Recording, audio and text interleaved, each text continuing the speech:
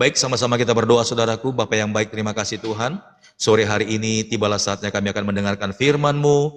Bapa terima kasih buat berkat-Mu Tuhan. Mari Bapa berkati dan urapi kami, dan biarlah kebenaran firman-Mu boleh menjadi kekuatan, menjadi rema bagi kami. Sebab tidak ada firman seperti apa yang Engkau berikan kepada kami.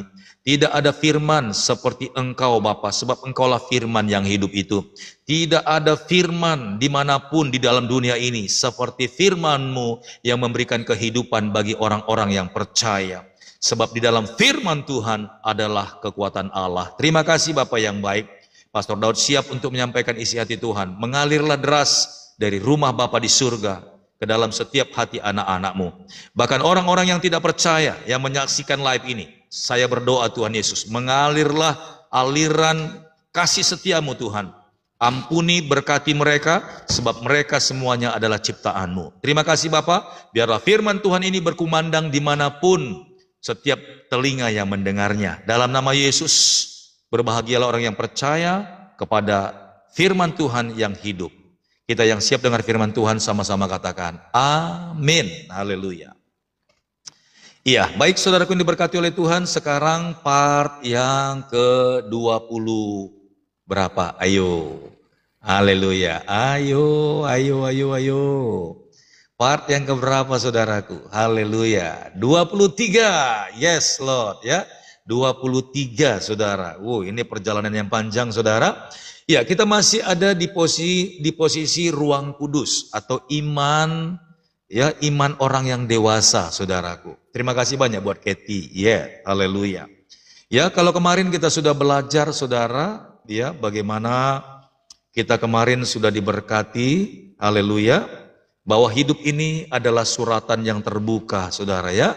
Jadi, saudaraku, dengarlah baik-baik bahwa apapun situasi dan kondisi kita, tetaplah percaya, jangan kecil hati, jangan mundur. Sebab Tuhan memang sedang membawa kita, saudaraku, dalam pengalaman-pengalaman rohani, sekalipun menurut manusia tidak mungkin, saudaraku ya.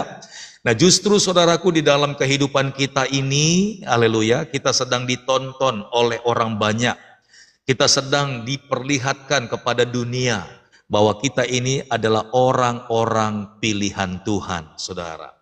Bahwa saudara dan saya adalah bukan anak-anak gampangan, tetapi anak-anak kerajaan surga. Jadi saudaraku yang diberkati oleh Tuhan, kalau Tuhan izinkan kita mengalami sesuatu yang bagi dunia ini sebuah penderitaan, yang bagi dunia ini sebuah kisah yang menyedihkan, tapi saya mau bilang saudara, hanya orang-orang yang mengerti hati Bapa yang sanggup mengucap syukur dalam segala keadaan. Haleluya. Kalau bagi dunia ini saudara, apa yang kita lakukan, kita alami, kita kerjakan, kita dapatkan saudara, mereka akan tertawa melihat kita. Tapi akan tiba waktunya Tuhan akan membuat sebuah perbedaan antara orang-orang yang sungguh-sungguh beribadah kepada Allah dan dengan orang-orang yang tidak bersungguh-sungguh beribadah kepada Tuhan. Haleluya. Jadi saudara ini berkati oleh Tuhan, jangan saudara bersungut-sungut. Jangan kita saudara berduka, jangan kita bersedih. Haleluya. Ya. Apapun yang sedang terjadi dalam hidupmu, saya percaya kita seperti menjadi sebuah tontonan bagi dunia. Tapi percayalah saudara, sekalipun kita sedang menjadi sebuah tontonan, tapi Tuhan akan pakai itu untuk memenangkan mereka yang tadinya menertawakan kita. Tuhan akan memenangkan mereka, menangkap mereka lewat kesaksian hidup kita, saudara. Ya, mereka yang tadinya menertawakan kita, mengejek kita, saudara, menghina kita, memfitnah kita, saudara. Haleluya. Kita ini seperti orang-orang yang mungkin dianggap gila, orang-orang yang tidak waras, bahkan orang-orang dunia mengatakan ODGJ, silakan saja. Tapi saya percaya, saudaraku, ya, akan tiba saatnya kita akan tertawa bersama-sama dengan Tuhan. Ketika masa penghakiman tiba, saudara, kita akan tersenyum bersama-sama dengan Tuhan. Tetapi orang-orang dunia ini, saudara, akan menangis, meraung-raung, dan meratap, saudara. Bahkan mereka masuk ke lubang-lubang liang-liang, ke gua-gua, saudaraku. Dan mereka minta ampun, sudah tidak ada lagi kesempatan bagi mereka, saudaraku. Haleluya. Tetapi kalau kita saat-saat sekarang ini sedang dimurnikan, saat-saat ini kita sedang diuji, saat-saat ini kita sedang diproses sama Tuhan, saudaraku, bilang sama Tuhan, kuatkan dan teguhkan hatiku Tuhan. Aku tetap akan berjalan bersama-sama dengan Engkau. Haleluya. Sebab Tuhan Yesus, anak Allah, yang datang ke dalam dunia ini membuktikan keperkasaannya. Kalau kayu salib yang menyalibkan dia tidak bisa berbuat apa-apa. Sekalipun memang sesaat itu dia melepaskan nyawanya, saudara. Tetapi dia mengambilnya kembali dan mendapatkannya. Bahkan gua kematian itu tidak bisa menahannya. Dan dia bebas dan terangkat naik ke surga. Dia bangkit, dia kalahkan maut, dia kalahkan kematian.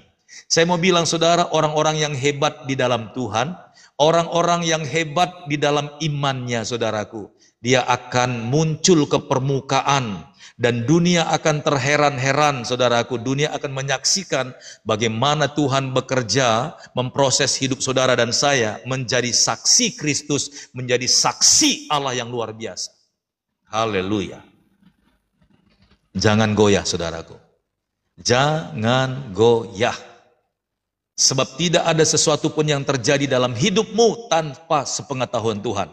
Kalau kita setia, kalau kita tetap bertahan, tidak mundur selangkah pun saudaraku. Haleluya. Saya percaya waktunya akan tiba. Akan terjadi perbedaan antara orang fasik dengan orang benar. Akan terjadi perbedaan antara orang-orang yang bersungguh-sungguh hati beribadah dan dengan orang yang tidak bersungguh hati beribadah dan mencari Tuhan. Haleluya. Puji Tuhan saudara, ya. Jadi lewat pengajaran kemarin dan hari ini saudaraku, mari sama-sama kita siap untuk dibentuk Tuhan. Mari sama-sama kita siap diproses Tuhan. Sebab Kristen yang dewasa adalah Kristen yang terus menatap Tuhan. Kristen yang berkembang, Kristen yang maju, Kristen yang bertumbuh imannya adalah iman yang terus maju naik ke atas bukan turun, saudara. Haleluya. Tapi orang-orang saudaraku yang imannya iman anak-anak Kristen halaman, dia akan naik turun saudaraku, naik turun, nggak sempat masuk dalam ruang kudus, dia sudah melorot jauh ke bawah. Maju 1 langkah, mundurnya 2 langkah. Naiknya 1 meter, mundurnya 2 meter, saudaraku. Tapi saya percaya 286 ini adalah orang-orang yang siap menyongsong kedatangan Tuhan Yesus datang kedua kali. Haleluya. Baik saudaraku ini berkati oleh Tuhan, ini lanjutannya pada hari ini part yang ke-22 saudara ya. Part yang ke-22 ya. Haleluya. Yes Lord. Amin ya. Mari sama-sama kita baca dulu saudara Efesus pasal yang pertama ayat yang keempat. Efesus pasal yang pertama ayat yang keempat. Haleluya. Iya, sekarang yang ke-23 ya.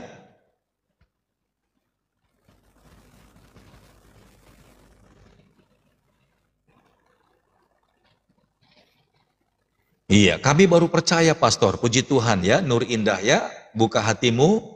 Haleluya. Tuhan Yesus baik. Efesus pasal 1 ayat yang keempat. Efesus pasal 1 ayat yang keempat, saudaraku. Haleluya. Demikian firman Tuhan, saya percaya saudara sudah mendapatkannya. Efesus 1 ayat yang keempat. Sebab di dalam dia, amin. Sebab di dalam dia Allah telah memilih kita. Siapakah dia saudara? Dia adalah Yesus. Amin. Semua agama mengaku ada Allah, saudara. Haleluya.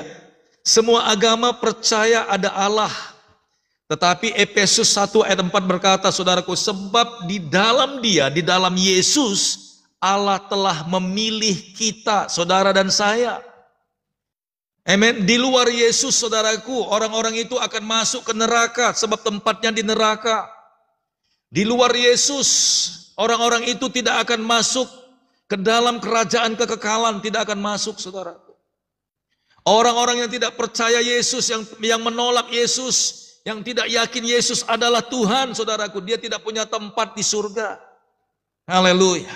Sebab mereka tidak punya penjamin, sebab mereka tidak punya alasan untuk bisa sampai kepada kerajaan surga, saudaraku.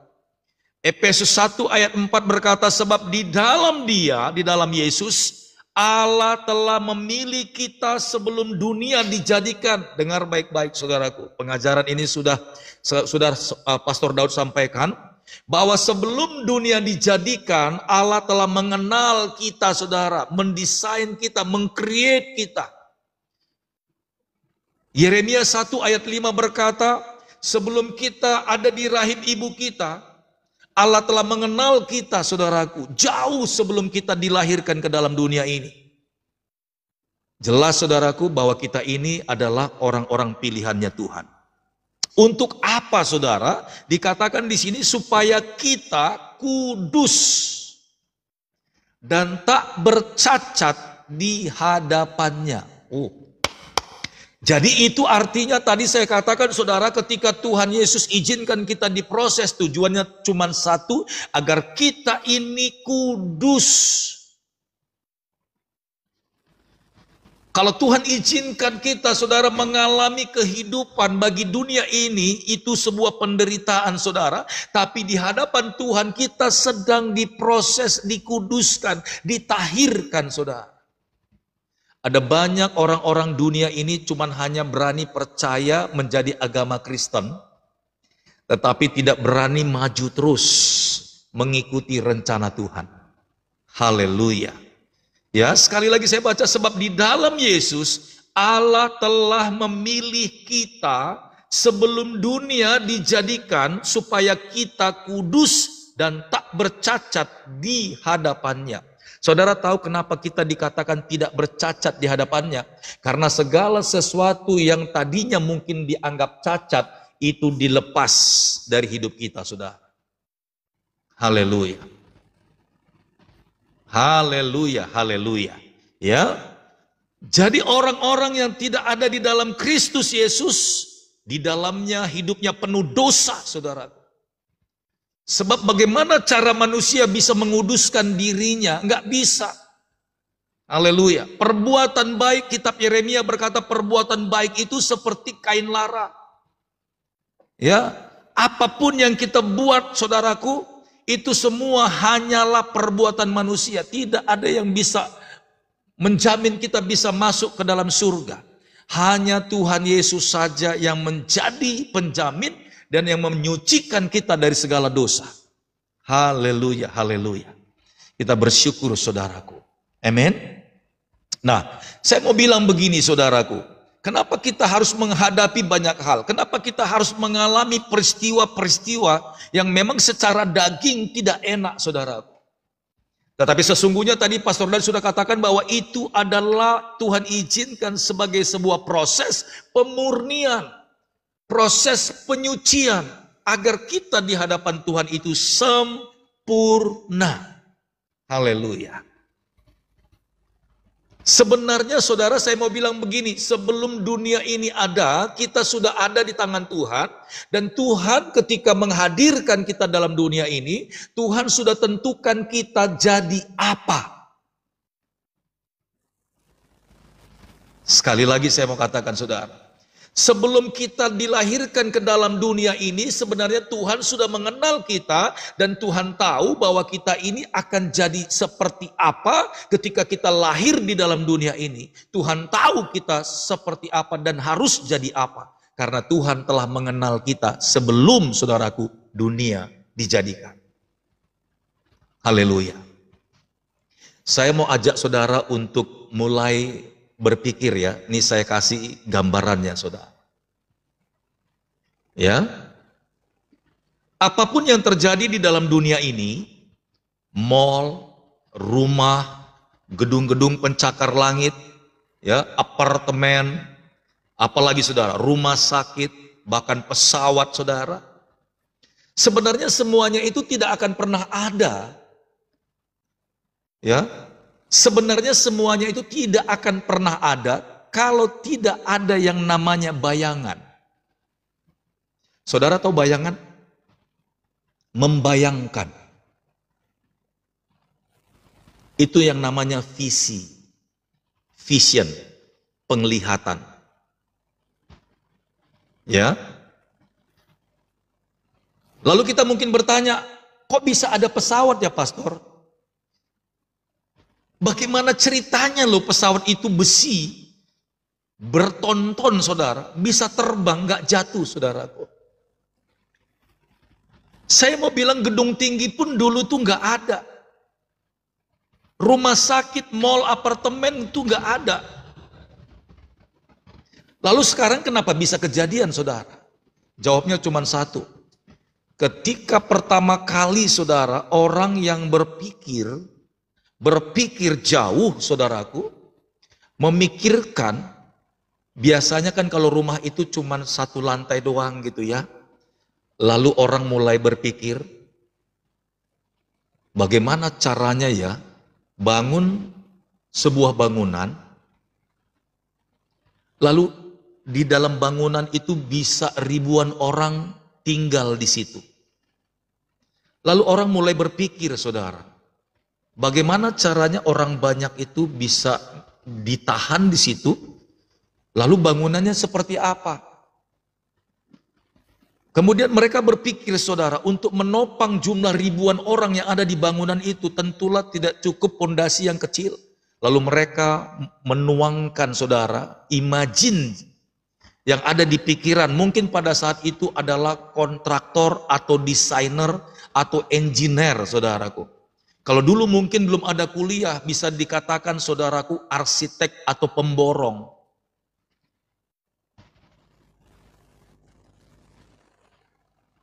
Ya. Lalu dia mulai bayangkan saudara, kemudian dia tuangkan pikirannya itu saudaraku di sebuah gambar. Lalu dia mulai bikin, hitung, kemudian seperti apa ruangannya, lantainya seperti apa, berapa dalam itu pondasinya, mulai dihitung saudaraku. Jadi dulunya itu melihat gedung tinggi itu mustahil, tapi sekarang itu bisa kenyataan. Dulunya orang nggak akan mungkin bisa berpikir besi bisa terbang di langit saudaraku. Sekarang banyak lewat cara seperti itu orang akhirnya bisa pindah tempat dalam 2 jam saudara. Dari Jakarta sampai ke Medan, dari Medan ke Jakarta 2 jam. Itu bisa tiba di tempat. Kalau dulu itu saudara, Medan Jakarta itu bisa 7 hari. Dulu ya, naik kapal itu dulu 7 hari. Lalu setelah dibikin jalan saudara, ada bus, waktu itu 4 hari 4 malam. Kemudian jalan diperbaiki lagi. Lalu mobil bus-busnya itu dibikin yang bagus-bagus. Sekarang bukan 4 hari 4 malam, sekarang sudah 2 hari 2 malam. Lalu mereka pikirkan lagi bagaimana caranya biar Medan Jakarta, Jakarta Medan itu jangan terlalu lama, kalau boleh 1 hari 1 malam. Dibuat lagi saudara jalan bebas hambatan saudaraku. Padahal itu gunung-gunung, ada lembah-lembah, itu harus dibuat, dipotong bukit-bukitnya, lalu ditimbun ke lembah-lembah, lalu dibikin jalan dulu saudara. Dan dengan cara demikian saudara, akhirnya jalan tol dibangun. Sayangnya sekarang belum selesai antara Jakarta, Lampung ke kota Medan saudara. Kalau seandainya semua provinsi itu sudah terhubung dengan tol saudaraku, maka Jakarta Medan tidak lagi 2 hari 2 malam, tetapi bisa jadi 1 hari 1 malam. Haleluya.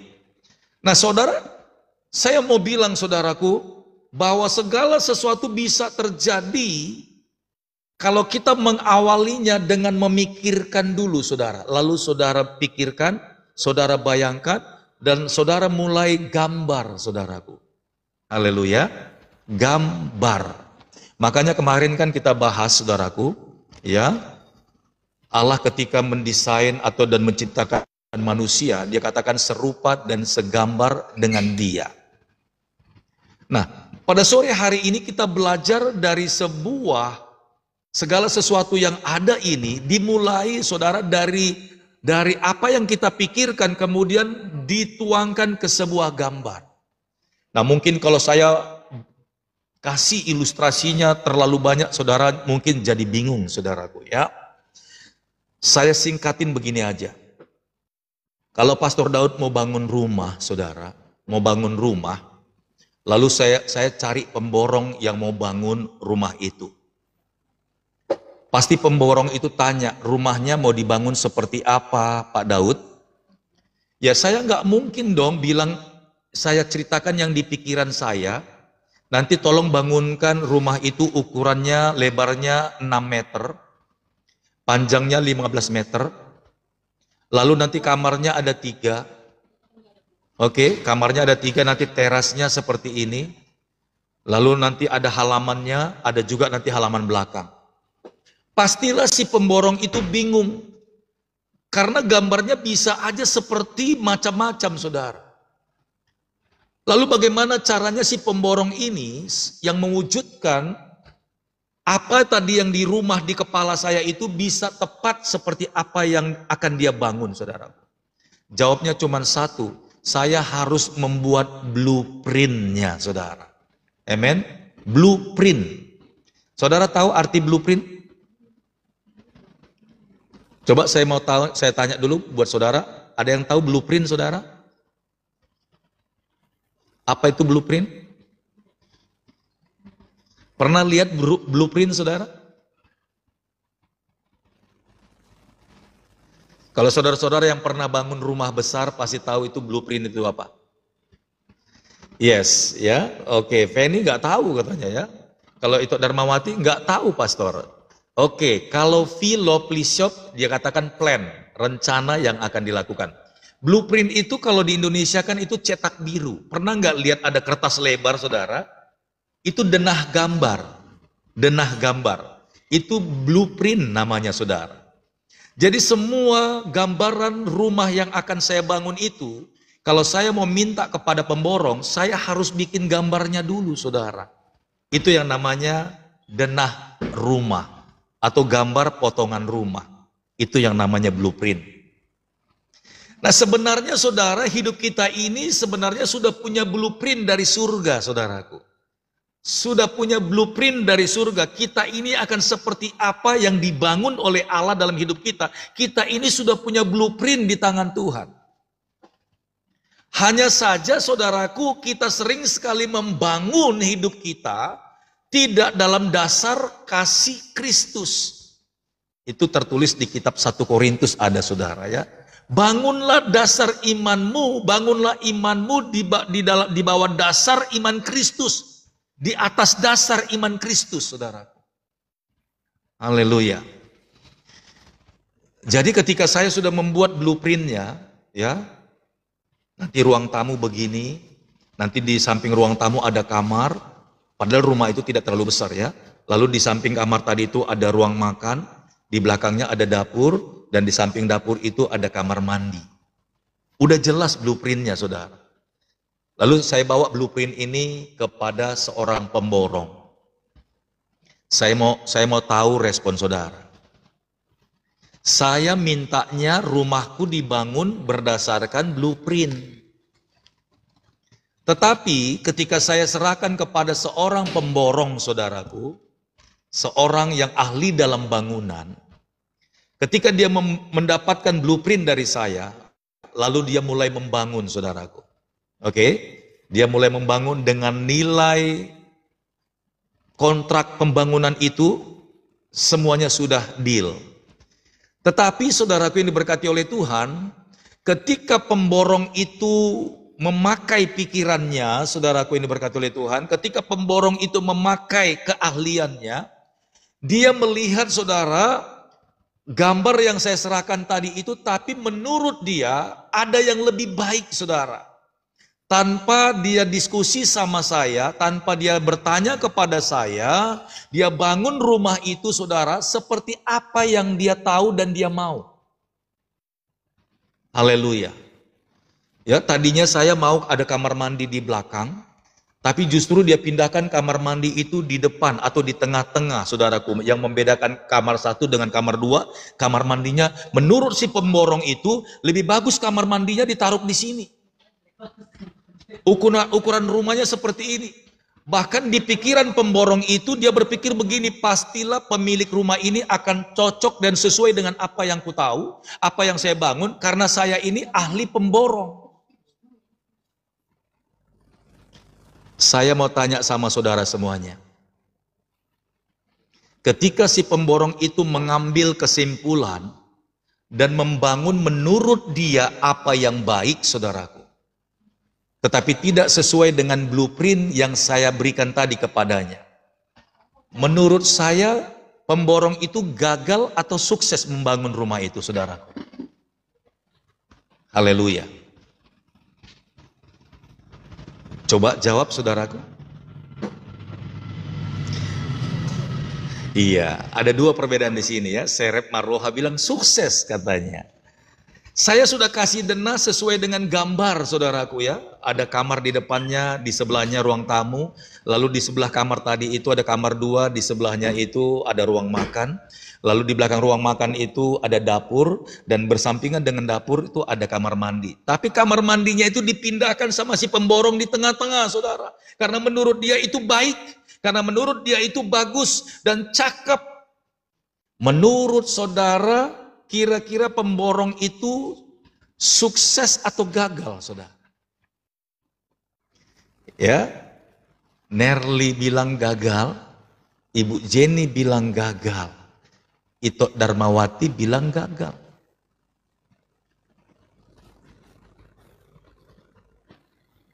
Saudaraku diberkati oleh Tuhan. Seperti itulah hidup kita. Sebenarnya kalau kita mengikuti apa yang Tuhan arahkan dalam hidup kita, sebenarnya kita sedang menuruti blueprintnya Tuhan di dalam hidup kita. Tapi sering sekali manusia itu memberontak. Bagaimana cara memberontak, Pastor Daud? Dengan memaksakan kehendaknya. Memaksakan kehendaknya agar dia jadi seperti apa yang dia mau. Dan itu sebabnya, saudaraku, banyak sekali bukti-bukti yang akhirnya terlihat di akhir. Ada banyak orang-orang yang kuliah sampai S1, S2, S3. Dia maunya, saudaraku, maunya seperti apa yang dia tahu. Sebenarnya Tuhan sudah tunjukkan jalan-jalan bagi dia, saudara, tapi dia ngotot. Akhirnya, saudara, jangan heran, saudaraku ya, jangan heran. Ada orang yang selesai kuliahnya itu, saudaraku, sebenarnya dia itu kerjanya, saudara, di kantor, atau mungkin dia bisa dikatakan kuliahnya itu dalam hal bisnis, saudara. Tapi akhirnya dia kerja, saudaraku, di bagian teknik.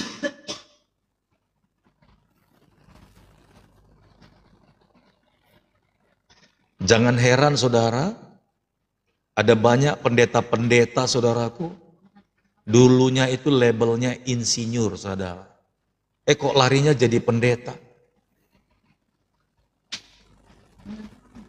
Terlihat sih sebenarnya wajar ya. Tapi setelah dia mendapatkan gelar-gelar seperti itu, saudaraku, dia terus berjuang untuk membuat hidupnya sukses. Ternyata dia nggak bisa merubah hidupnya, saudaraku. Bahkan sekalipun kalau dia menganggap dirinya sukses, tapi karena Tuhan blueprintnya tidak seperti itu, maka banyak sekali kendala-kendala yang terjadi dalam hidupnya, dalam keluarganya, dalam anak-anaknya, saudara. Seandainya kita tahu, saudaraku, ya, kalau seandainya kita tahu blueprintnya Tuhan dari awal, pastilah kita nurut, saudara. Hanya saja kita sering sekali tidak bisa melihat bagaimana cara kerjanya Tuhan. Makanya kita berpikir seperti apa maunya kita. Kita paksa seperti apa yang kita mau. Padahal Tuhan bilang tidak ke sana. Haleluya. Itu sebabnya tadi saya ilustrasikan seperti pemborong tadi yang sedang membangun rumah, saudara. Dia sudah dikasih blueprintnya, padahal sudah jelas blueprintnya seperti apa yang dikehendaki oleh pemiliknya, tetapi dia coba bagaimana cara membuat rumah itu menjadi lebih menarik, lebih bagus, lebih enak dilihat, dan lebih enak untuk ditinggalin. Tetapi bagi pemiliknya, tidak sesuai dengan apa yang dimintakan oleh pemiliknya. Bahkan pemilik itu akan memarahi, bahkan mungkin menegur si pemborong ini. Kenapa kamu bangun rumah tidak sesuai dengan apa yang aku telah gambarkan? Lalu mungkin si pemborong itu bilang, bukankah lebih bagus begini, Pak? Bukankah lebih bagus begini kalau seandainya ini ke sini, ini ke situ? Ya, itu menurut kamu, tapi menurut saya itu saya minta gambarnya seperti ini. Kok kamu rubah seperti ini? Haleluya. Kalau saudara mau benar-benar jeli, saudara, memperhatikan hidup saudara dari masa lalu waktu remaja sampai hari ini, apa yang Pastor Daud sampaikan hari ini, saudara pasti akan geleng-geleng kepala. Kok iya ya? Betul sekali loh. Banyak sekali yang dulu saya kejar tapi sampai hari ini nggak kenyataan. Seakan-akan dibelokkan Tuhan lagi ke arah ke jalan yang Tuhan mau. Makanya saya bacakan tadi Efesus 1 ayat 4. Sebab di dalam Yesus Allah telah memilih kita sebelum dunia dijadikan supaya kita kudus dan tak bercacat di hadapannya. Jadi mau kemanapun kita pergi, saudaraku, seperti Yunus melarikan diri, Tuhan akan belokkan sampai kita menggenapi rencananya Dia, saudaraku. Hanya saja orang yang mencoba memaksakan keinginannya kepada apa yang dia pikirkan, saudaraku, orang itu akan mengalami yang namanya, saudaraku, perobekan daging, proses yang panjang, long suffering, saudaraku, sampai hidupnya sempurna di hadapan Tuhan. Kalau seandainya dari awal kita nurut aja, saudara, nurut, nggak akan mengalami yang namanya proses yang panjang. Haleluya. Ada banyak orang harus kembali kepada Tuhan dalam kondisi sakit, hancur-hancuran badannya. Why? Karena dia memaksa. Karena dia memaksa, saudara. Saudara lihat Simson.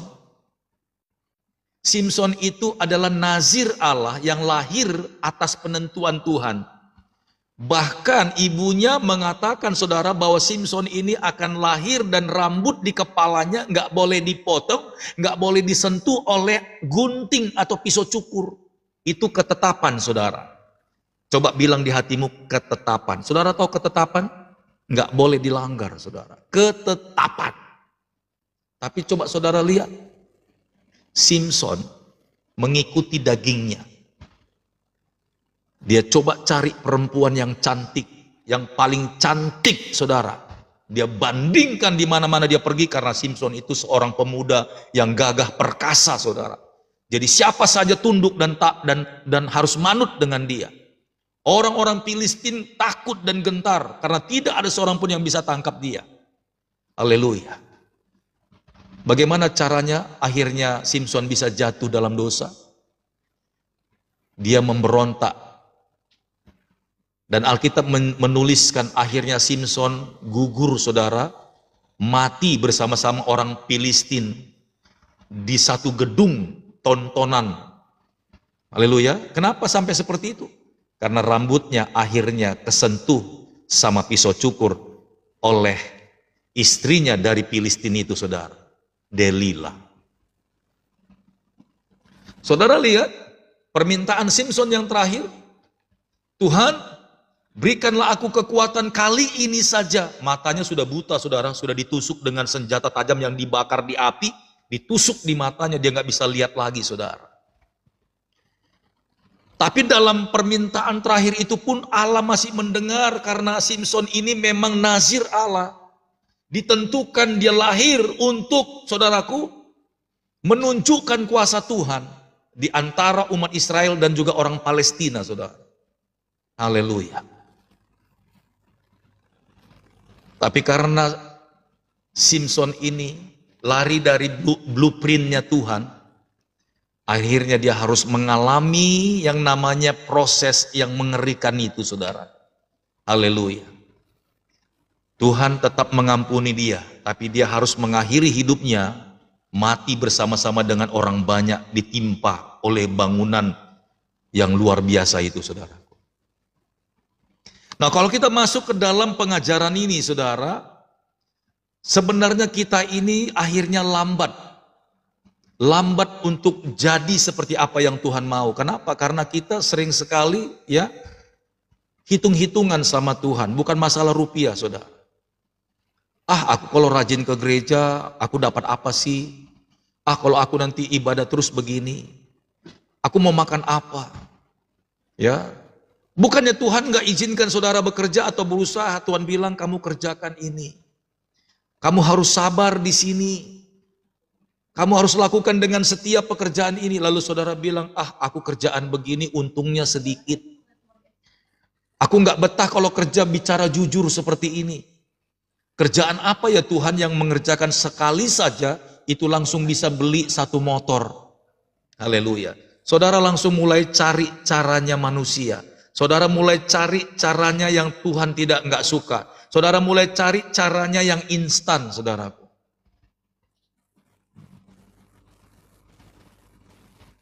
Dengan cara demikian, saudara mencoba membangun hidupmu dengan kekuatanmu. Dengan cara demikian engkau coba mendesain hidupmu. Tidak seperti desainnya Tuhan dalam hidupmu. Haleluya. Makanya Pastor Daud juga mengalami hal yang sama, saudaraku. Ya, ketika Pastor Daud sudah selesai sekolah, saya doa Tuhan berkati saya, beri aku kesempatan bekerja. Oke. Saya coba berambisi, saya menjadi orang yang sukses dalam bekerja di kantor. Saya semakin naik, saya lamar lagi di perusahaan yang terbaik, saya diterima, gaji saya semakin besar. Perusahaan itu mempercayakan saya mengawasi satu proyek yang seperti saya pernah saksikan di Pantai Mutiara, saudara. Di Pluit, perumahan real estate yang pertama kali harganya miliaran rupiah. Saya ikut kerja di sana. Saya bangga, saudaraku. Saya mencoba membangun hidup saya dengan apa yang saya bisa. Saudara lihat, saya bekerja di sana terus. Bahkan saya sudah diingatkan oleh Tuhan bahwa saya harus selesaikan panggilan itu, saudara, menjadi seorang hamba Tuhan. Tapi saya melawan, saudara, saya melawan. Tuhan, saya kan sudah bekerja enak di sini dan Engkau memberkati saya, Tuhan. Iya. Itu momen time agar engkau bisa melewati hari-harimu. Tapi sekarang tiba waktumu.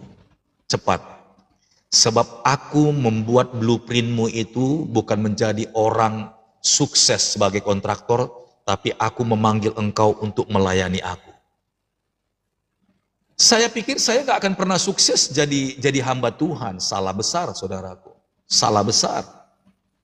Memang tidak semuanya saudara yang dengar khotbah ini, saudara menjadi hamba Tuhan. Semuanya tidak. Saudara ada yang ditentukan memang jadi dokter, di blueprintnya Tuhan memang jadi dokter. Sampailah saudara ke sana. Ada yang jadi guru, ada yang jadi tentara, ada yang jadi apa lagi, saudara. Tetapi ingat blueprintnya Tuhan, sekalipun saudara memang harus jadi tentara, tapi saudara jadi tentaranya Tuhan di sana. Menjadi orang yang membawa, mendeklarasikan nama Yesus di sana. Tapi anehnya saudara, ketika orang dibawa ke sana menjadi tentara, menjadi anggota DPR, menjadi pejabat-pejabat di negara ini, mereka bukannya jadi saksi, tapi justru mereka terikut dengan sistem dunia.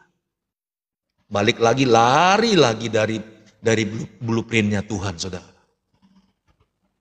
Haleluya. Seharusnya kalau saya ini ditentukan jadi dokter, saudara, di blueprintnya Tuhan, saya ini lahir tahun 1971, kalau memang saya ini ditentukan jadi dokter, saya ikuti maunya Tuhan. Ketika saya jadi dokter, saya ini harus jadi dokternya dokter Tuhan, saudara. Ngerti nggak maksudnya dokternya dokter Tuhan?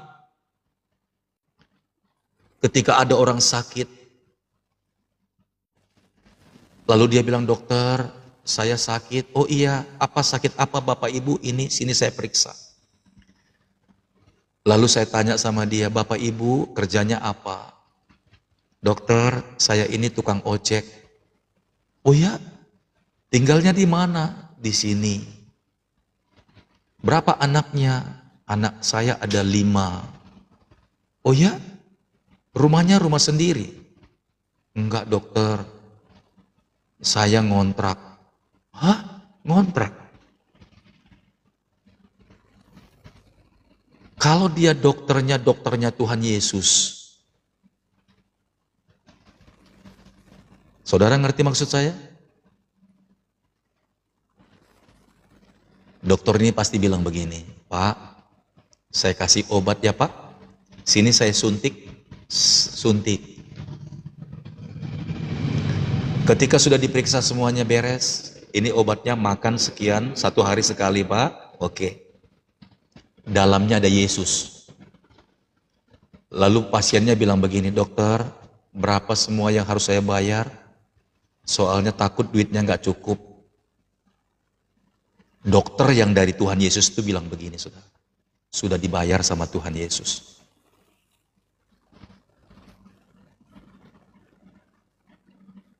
Udah Bapak pulang aja cepat sembuh ya, nggak usah dibayar.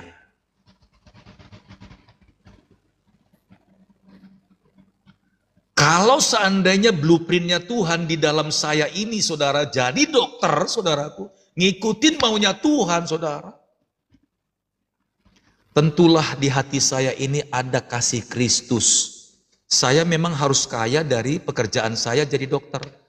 Tapi di samping ambisi saya kaya jadi dokter, saya ada belas kasihan di sini, ada Yesus. Kenapa? Karena Tuhan Yesus suruh saya dan memang ditakdirkan jadi dokter. Ketika ada orang-orang yang sakit, saudaraku, ada belas kasihan di sini. Bahkan kalau saya lihat ada orang sakit bukan karena sakit secara badan, tapi ada secara roh. Sekalipun saya dokter, saudara, saya akan bilang, Pak, saya doakan ya, biar Bapak sembuh dalam nama Yesus.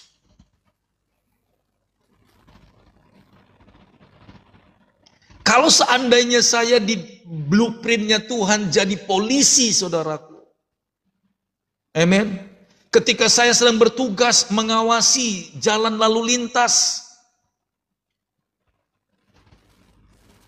saya didisiplinkan orang-orang yang tidak disiplin lampu merah lewat, itu saya tangkap, saudaraku. Kalau seandainya memang blueprintnya Tuhan Yesus itu di saya jadi polisi, ada orang yang salah, saya tangkap, saudaraku, saya berhentikan. Saya bilang begini, Bapak tahu lampu merah itu berhenti? Iya Pak, saya tahu saya salah Pak. Kamu tahu akibat kalau kamu lampu merah, kamu tetap jalan, apa yang terjadi? Bisa tabrakan Pak. Kamu sadar?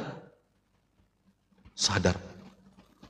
Kalau saya polisi yang ada Yesus di dalamnya, yang sesuai dengan blueprintnya Tuhan, saya nggak akan bilang,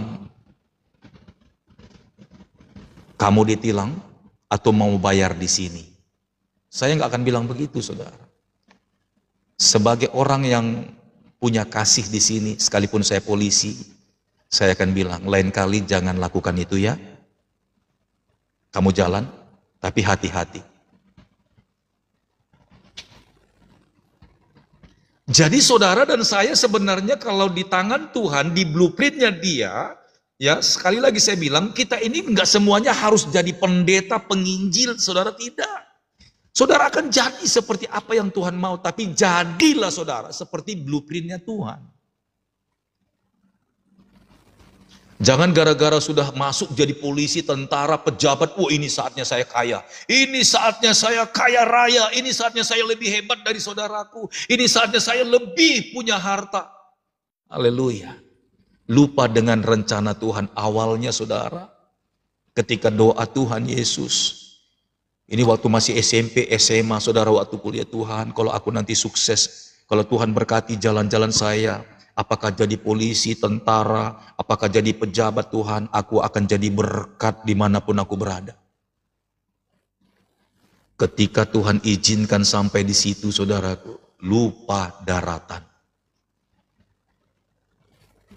Haleluya. Ini yang saya bilang, saudara. Ya, kita membangun hidup kita sendiri tidak sesuai dengan blueprintnya Tuhan. Haleluya. Saudara mungkin jadi pengusaha, jadi pedagang hebat. Amin. Iya, pastor. Tapi ingat, kalau memang blueprintnya Tuhan, saudara jadi pedagang yang diberkati Tuhan, pedagang yang dari Tuhan Yesus. Kalau ada orang yang susah, orang yang miskin belanja di situ, saudara. Kadang-kadang saya suka nangis ya, saya suka nangis di video-video pendek. Itu biasanya orang-orang Cina yang bikin video pendek itu. Ada bapak-bapak tua, saudaraku, dorong-dorong gerobak. Dia mau beli daging babi, saudara. Dia ambil duit di kantongnya, kalau dirupiahkan mungkin itu cuma 10.000. Ya, itu pun 3 lembar, artinya dia cuma hanya punya uang berapa-berapa, jadi nilainya 10.000. Sementara daging babi itu sekilo mungkin udah 200.000, saudara. Lalu ketika dia pegang daging babi itu, saya percaya ada beberapa di antara saudara yang pernah lihat, dia pegang daging babi itu, saudara. Lalu dia ambil duitnya, dia kasih sama pedagang daging itu. Pedagang daging babi itu lihat, saudara, uangnya nggak sampai. Lalu dia kasih uang itu dan dagingnya nggak dia kasih, saudara. Nggak cukup duitnya, katanya. Bapak-bapak tua itu akhirnya dia membongkok, dia pergi. Saudara tahu, apakah dia sedang menguji bapak itu atau memang dia adalah pedagang yang dari Tuhan yang sesungguhnya? Kemudian dia ambil daging yang tadi itu, dia kejar, dia lari ke bapak itu, saudara, dan dia bilang, "Pak, ini ambillah daging ini. Aku nggak akan kekurangan untung kalau aku kasih ke bapak ini. Aku nggak akan jadi miskin kalau aku kasih daging sekilo ini sama bapak. Ambillah, Pak." Bapak itu mau bayar lagi pakai duitnya? Enggak, ambil. Justru dia tambahin lagi uangnya, saudara. Amen. Dia tambahin lagi uangnya, dia kasih ke bapak itu. Lalu dia bilang, "Pulanglah, Pak. Pergilah, masaklah daging itu." Saudaraku, kalau pedagang-pedagang yang rakus, yang dia mencoba untuk membuat dia kaya sendiri, saudara, dengan cara apa yang dia mau, nggak akan mungkin berbuat seperti itu. Nggak akan mungkin, saudara. Jadi sebenarnya inilah yang Tuhan mau, saudara. Sebab di dalam Yesus, Allah telah memilih kita sebelum dunia dijadikan supaya kita ini kudus. Jadi polisi-polisi kudus. Kira-kira ada nggak ya sekarang polisi kudus ya? Jadi dokter-dokternya yang kudus. Ada nggak ya dokter yang kudus? Jadi pengusaha-pengusaha yang kudus, no tipu-tipu. Ada nggak, saudara? Kalau dia sesuai dengan format blueprintnya Tuhan, saudaraku, saya pastikan ada. Ada. Betul ada. Saya ada pernah lihat, saudara, satu cerita, bukan cerita hayalan, saudara. Dan ini saudara boleh lihat di Google. Seorang dokter, saudara, itu dia di Jawa Tengah atau di Jawa sini, saudaraku. Orangnya sudah tua. Dokter, saudara. Dan dia lebih memilih, saudaraku, buka praktek di daerah wilayah yang miskin-miskin, saudara. Tapi anehnya, saudara, anehnya, ada banyak orang-orang kaya percaya kepadanya dan berobat kepada dokter ini, saudara. Sekalipun pasiennya itu kebanyakan orang miskin yang berobat sama dia. Saudara tahu kisahnya ini, nanti saudara boleh cek ya. Di Google, ketik aja, ada ceritanya. Jadi beberapa kali tiap hari dia buka praktek yang datang orang miskin. Dokter ini bilang, setelah dia periksa saudara, dia kasih resep obat. Lalu dia bilang, dokter ini bilang gini, "Bapak punya obat, Bapak punya uang, Ibu punya uang." Lalu kalau dia lihat orang yang datang itu sederhana sekali, pakai sendal jepit, badannya hitam gosong, penampilannya kuli, saudaraku. Suaranya pun ya kelihatan orang biasa. Dokter ini bilang, "Bawa resep ini, Bu. Bawa ke apotik sana, bilang dari dokter ini. Sebut nama saya aja, Bu. Nanti biar saya yang bayar obatnya." Coba, saudaraku. Udah ongkos periksa nggak bayar, obatnya ditebus di apotik, ini bukan generik, saudara, dibayar sama dokter itu. Semua yang datang di prakteknya dia itu orang-orang miskin, orang-orang susah semua. Tidak diambil duitnya, saudara. Sampai orang-orang kaya semua yang di sekitar situ bingung. Dia bilang, "Dokter, bagaimana dokter mau kaya kalau begitu?" Dokternya bilang apa? Saya jadi dokter karena memang Tuhan yang suruh. Bukan karena maunya saya jadi dokter agar saya kaya raya. Benar kan? Ada banyak orang menyekolahkan anaknya jadi dokter biar kaya raya. Jujur saudara. Ada banyak orang tua berani bayar mahal menguliakan anak-anaknya supaya apa? Kaya. Gak pernah ada orang tua bilang begini, nak kamu jadi dokter agar kamu bisa tolong orang-orang miskin, orang-orang susah. Ada, kalau ada hebat saudaraku.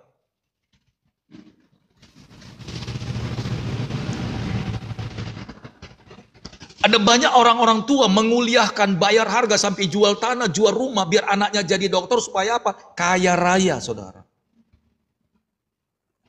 Jarang ada orang tua berpikir, banyak orang-orang susah yang sakit sekarang nak. Kamu harus maju jadi dokter, nanti kalau kamu jadi dokter, kamu harus tolong mereka, urus mereka, rawat mereka, dan berkati mereka.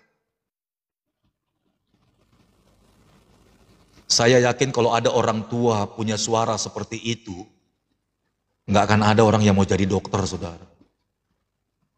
Miskin saya nanti, pasti begitu saudara. Iya, tapi dokter ini, sorry saya sebut namanya ya, apa dokter Setio atau apalah gitu, dokter Tio atau apalah itu. Tapi dokter ini jelas dokternya Tuhan Yesus saudaraku. Dari dia mulai dari dokter, jadi dokter saudara, praktek itu dilakukan sama dia. Sampai orang bilang, apakah Pak dokter bisa bertahan buka praktek kalau model begini? Saudara tahu jawabnya apa? Kalau Tuhan yang suruh saya jadi dokter untuk rawat orang-orang sakit, Tuhan Yesus yang bayar. Saya nggak minta dari mereka. Saya justru suruh ke apotik tebus obat, saya yang bayar. Ketika ditanya sama orang-orang kaya itu, saudara, bagaimana Pak dokter bisa bertahan buka praktek kalau begini? Tuhan Yesus yang bayar. Saudara tahu, ketika mulai banyak orang-orang yang memperhatikan dokter ini saudara, dan dia menjadi suratan terbuka saudara, jadi tontonan orang banyak, akhirnya donatur-donatur dari perusahaan-perusahaan besar saudara, memberikan dukungan kepada dokter ini saudara, obat-obatan yang dia butuhkan itu disuplai di praktek dokter ini saudara. Peralatan-peralatan rumah sakit di drop di situ gratis dari pengusaha-pengusaha yang dari Tuhan.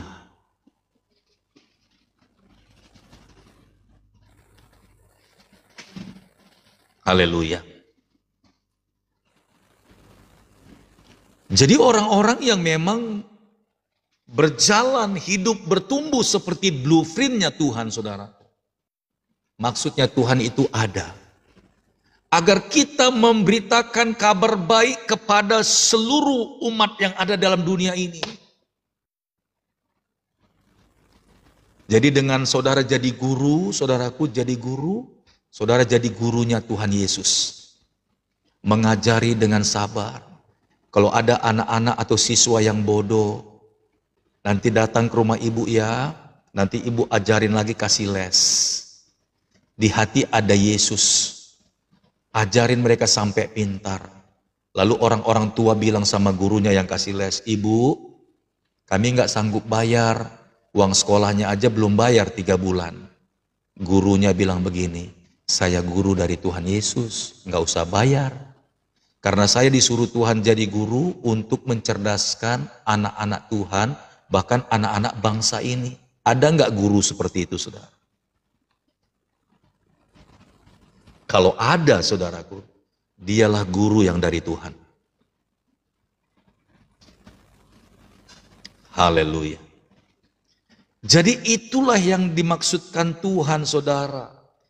Jadi banyak orang akhirnya mengalami kegagalan karena merasa dia membuat dirinya sukses, merasa membuat dirinya kaya, merasa membuat dirinya berhasil, tapi di luar kehendak Tuhan. Memang secara dunia terlihat berhasil, secara dunia, secara aset, secara deposito, terlihat bagi dunia dia orang sukses. Tapi di mata Tuhan dia gagal. Dari mana ceritanya bisa gagal? Terlihat Pohon itu terlihat dari buahnya. Kalau engkau membawa berkat-berkat yang kau anggap itu kesuksesanmu, kekayaanmu yang bukan diberkati Tuhan, maka saudara lihat, saudaraku, makanya banyak seperti Sakeus kan sudah kita lihat, kita belajar bagaimana Sakeus akhirnya mengembalikan semua yang bukan miliknya. Jikalau ada hartaku yang kuperas dari orang lain, akan kukembalikan 4 kali lipat. Saudara tahu maksudnya itu? Ketika dia sadar menjadi seorang pejabat yang dari Tuhan, akhirnya dia lepas semuanya. Justru karena dia menganggap dengan kesempatan itu bisa kaya raya menjadi seorang pejabat kepala bea cukai, saudaraku. Tapi justru ketika dia tidak sadar, keluarganya hancur, saudaraku. Makanya ada banyak orang yang kasih makan dengan kekayaan, kekuatan, keperkasaan, kejayaannya, tapi yang bukan daripada Tuhan, yang bukan dengan cara Tuhan. Saudara lihat efeknya, saudara. Haleluya. Tapi orang-orang yang berjalan dengan tuntun Tuhan sekalipun belum terlihat kekayaan itu, saudaraku, perlahan-lahan Tuhan menunjukkan kasih setianya. Anak-anakmu nanti akan lebih baik daripadamu. Cucu-cucumu akan menjadi orang-orang ternama di zamannya. Itu Alkitab yang bilang. Coba kita lihat, saudara, Mazmur 128. Kita akan akhiri di sini. Mazmur 128.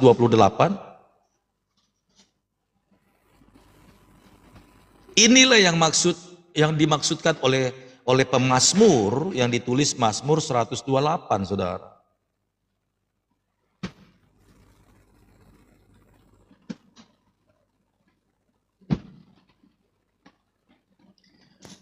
Ini dia, saudara, perhatikan baik-baik. Ya, keluarga rumah tangga yang hidup dalam blueprintnya Tuhan akan seperti ini. Mazmur 128 ayat yang pertama, ayat yang kedua, ayat yang ketiga, keempat, kelima, keenam, saudaraku. Tapi kita ambil ayat 1 dan 2 saja.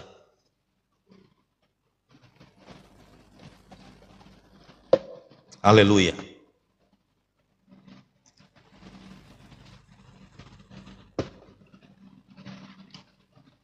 Mazmur 128 ayat 1 dan 2, demikian firman Tuhan, perhatikan saudara. Berkat atas rumah tangga, nyanyian ziarah, berbahagialah setiap orang yang takut akan Tuhan. Haleluya. Yang hidup menurut jalan yang ditunjukkannya, itulah blueprintnya Tuhan dalam hidup orang yang takut akan Dia. Yang hidup menurut jalan yang ditunjukkannya, ada petunjuk.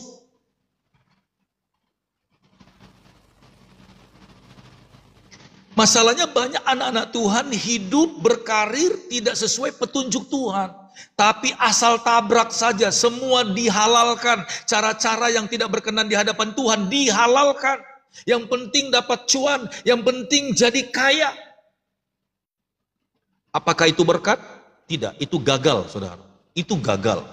Tapi kebahagiaan itu justru terjadi bagi setiap orang yang takut akan Tuhan, yang hidup menurut jalan yang ditunjukkannya.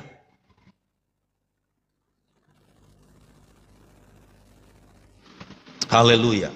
Ya, kata ditunjukkannya, saudaraku, itulah blueprintnya Tuhan. Ada petunjuk. Amin.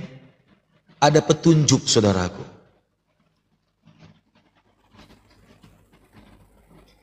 Ayat yang kedua, apabila engkau memakan hasil jerih payah tanganmu, berbahagialah engkau dan baiklah keadaanmu. Haleluya. Jadi di mana sebenarnya kebahagiaan itu? Bukan di kaya raya, saudara, bukan. Saya juga tidak bilang bukan berarti kita anti kaya raya, saudaraku. Kalau Tuhan menghendaki saya kaya, saya pasti kaya. Tapi bukan karena saya kaya lantas saya jadi orang berbahagia. Jangan salah pikir, saudaraku. Apabila engkau memakan hasil jerih payah tanganmu berdasarkan petunjuk Tuhan, berbahagialah engkau. Dan baiklah keadaanmu. Baiklah keadaanmu. Haleluya. Wow. Kalau mau dibaca selanjutnya, istrimu akan menjadi seperti pohon anggur yang subur di dalam rumahmu, anak-anakmu seperti tunas pohon zaitun sekeliling mejamu. Sesungguhnya demikianlah akan diberkati orang laki-laki yang takut akan Tuhan. Kiranya Tuhan memberkati engkau dari Sion, surga, supaya engkau melihat kebahagiaan Yerusalem, kebahagiaan rumah tanggamu, kebahagiaan istrimu, kebahagiaan suamimu, kebahagiaan anak-anakmu. Jadi bukan karena engkau bawa uang satu peti, satu koper, saudaraku. Jadi guru bawa uang satu peti, satu koper ke rumah. Jadi polisi bawa uang satu koper ke rumah. Amen. Jadi apa saja saudara sebut, misi visinya bawa uang satu koper, satu lemari ke rumah, saudara. Saudara pikir dengan cara begitu engkau bahagia?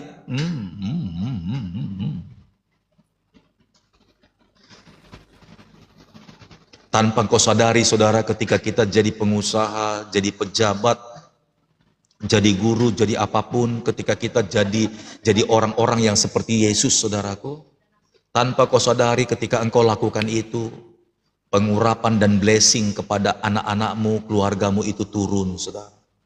Ada roh penurutan, ada roh ketaatan, ada roh kerendahan hati, ada roh belas kasihan di sana. Kalau engkau melakukan belas kasihan kepada orang miskin, maka keluargamu, anak-anakmu pun akan punya perasaan yang sama. Ketika mereka melihat orang susah, mereka akan bilang kepada papa mamanya, "Papa mama, kasihan mereka ya. Aku kok jadi iba sama mereka." Kenapa ada anak seperti itu? Karena papa mamanya punya pemikiran, punya konsep, punya planning yang dari surga ada di mereka, saudara. Haleluya. Praise the Lord. Ya, jadi bukan kita yang membangun apa yang kita mau. Keluar dari blueprintnya Tuhan, saudara. Itu yang sering sekali terjadi. Kiranya Tuhan memberkati engkau dari Sion supaya engkau melihat kebahagiaan Yerusalem seumur hidupmu. Tidak ada gagal, saudara. Anak-anakmu sampai mereka menikah pun akan mewarisi mental seperti papa mamanya. Nggak rakus, nggak serakah, nggak maruk, nggak gila dengan jabatan. Mereka kerja di perusahaan manapun, mereka takut dan gentar, tidak mau berbuat curang di sana. Mereka akan mengasihi orang-orang lain yang kerja di bawahnya. Karena mereka punya panutan papa mamanya itu jadi teladan, saudaraku. Haleluya. Ayat yang ke-6, saudara.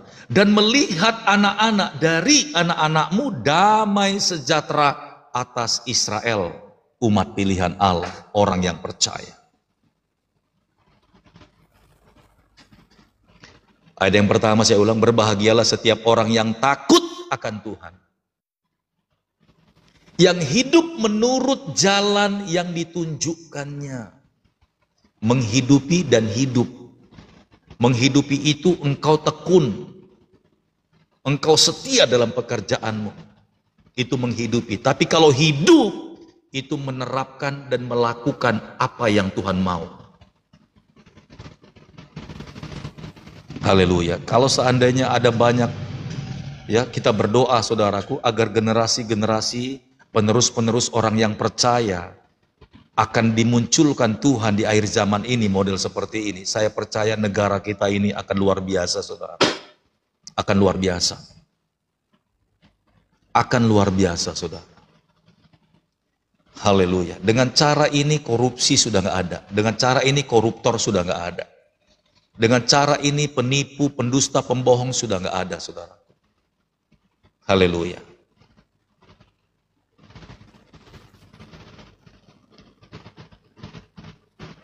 Inilah blueprintnya Tuhan bagi setiap kita, saudara.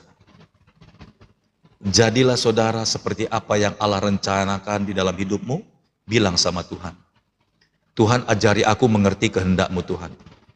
Seperti lagu berkata, ajar kami Tuhan menghitung hari-hari, agar kami beroleh hati bijaksana.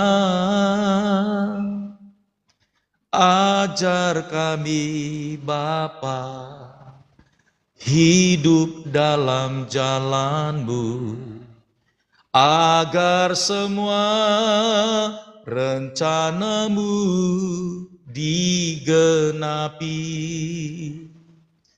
Mulialah nama-Mu Tuhan, dan ajaib jalan-Mu.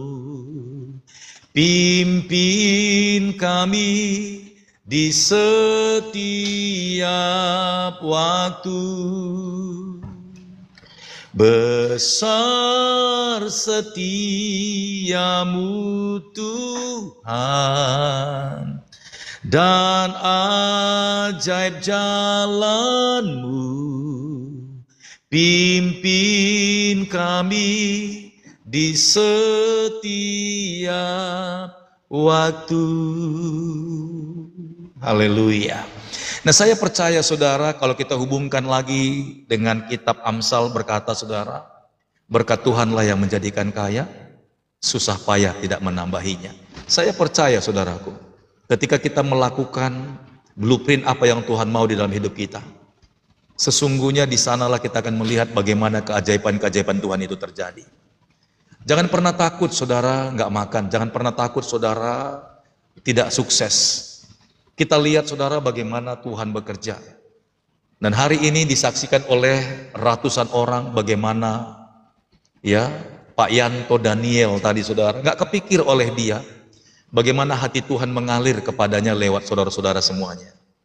Nggak kepikir oleh dia bagaimana Tuhan bisa memberkati dia saudara, nggak kepikir oleh dia. Tapi kalau Tuhan mau saudaraku, saya sendiri pun nggak ngerti gitu ya. Saya sendiri pun nggak ngerti kenapa harus ke dia Tuhan gerakkan kita saudara. Memang waktunya sudah tiba buat dia. Haleluya. Amen. Dan semoga pengajaran hari ini boleh memberkati saudara semuanya. Ya, mulai kita, Tuhan, kemanakah aku akan melangkah? Apa yang harus aku kerjakan Tuhan? Ajari aku agar aku sesuai dengan kehendak-Mu. Ajari aku Tuhan. Amen. Apa saja yang Tuhan mau kerja, apa yang saudara mau kerjakan di hadapan Tuhan. Tuhan, apakah ini berkenan di hadapan-Mu? Bukakan aku jalan. Kalau saudara sudah mulai mengerjakan itu, bilang sama Tuhan, Tuhan, biarlah aku menjadi ya apapun karya-Mu saudaraku. Makanya Mazmur 1 ya, Mazmur 1 ayat 7 saudara. Mazmur 1 ayat 5 sampai 7. Ia seperti pohon yang ditanam di tepi aliran air, yang selalu berbuah pada musimnya, yang tidak pernah layu daunnya. Apa saja yang diperbuatnya berhasil.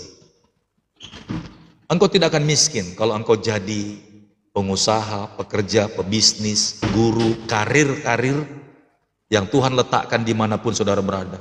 Menjadi orang-orang yang berfungsi di marketplace. Apakah saudara menjadi orang politisi, pengacara, hakim, pembela saudaraku? Letakkan Yesus di dalam hatimu. Apakah saudara menjadi seorang pejabat petinggi, kolonel, jenderal, polisi, atau apapun itu? Letakkan Yesus di hatimu. Engkau semakin takut dengan jabatanmu itu. Tuhan, ajari aku untuk menjadi Engkau di dalam posisiku ini. Amen. Maka engkau akan mengalirkan kasih Yesus di sana, saudaraku. Engkau akan mengalirkan Yesus dimanapun kau berada. Maka orang-orang yang ada di sekitarmu merasakan bahwa ada Yesus di dalam engkau. Memang betul, karena saudara dan saya adalah suratan terbuka di hadapan mereka dari Yesus. Amin. Ya ministry, Tuhan Yesus memberkati.